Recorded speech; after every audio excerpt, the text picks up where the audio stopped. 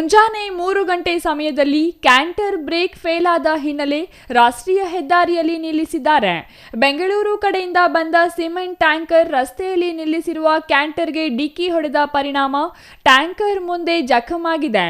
ಆದರೆ ಅದೃಷ್ಟವಶಾತ್ ವಾಹನದಲ್ಲಿದ್ದವರಿಗೆ ಸಣ್ಣ ಪುಟ್ಟ ಗಾಯಗಳಾಗಿ ಪ್ರಾಣಾಪಾಯದಿಂದ ಪಾರಾಗಿದ್ದಾರೆ. ಕ್ಯಾಂಟರ್ಗೆ ಟ್ಯಾಂಕರ್ ಡಿಕ್ಕಿ ಹೊಡೆದು ಅಪಘಾತವಾದ ವಾಹನಗಳು ರಸ್ತೆಯಲ್ಲಿದ್ದ ಹಿನ್ನೆಲೆ ರಾಷ್ಟ್ರೀಯ ಹೆದ್ದಾರಿ ಟ್ರಾಫಿಕ್ ಜಾಮ್ನಿಂದ ವಾಹನಗಳ ಸಂಚಾರಕ್ಕೆ ಅಡ್ಡಿಯಾಗಿತ್ತು. ದಸರಾ ಹಬ್ಬದ ರಜಾ ದಿನಗಳು ಹಾಗೂ ಬೆಂಗಳೂರಿನಿಂದ ಹೈದರಾಬಾದ್ಗೆ ಹಾದು ಹೋಗುವ ರಾಷ್ಟ್ರೀಯ ಹೆದ್ದಾರಿಯಾಗಿದ್ದು ವಾಹನ ಸಂಚಾರ ದಟ್ಟಣೆ ಇರುತ್ತದೆ. ಇದರಿಂದ ವಾಹನ ಸವಾರರು ಟ್ರಾಫಿಕ್ ಕಿರಿಕಿರಿಯಿಂದ ಪರದಾಡುವಂತಾಯಿತು.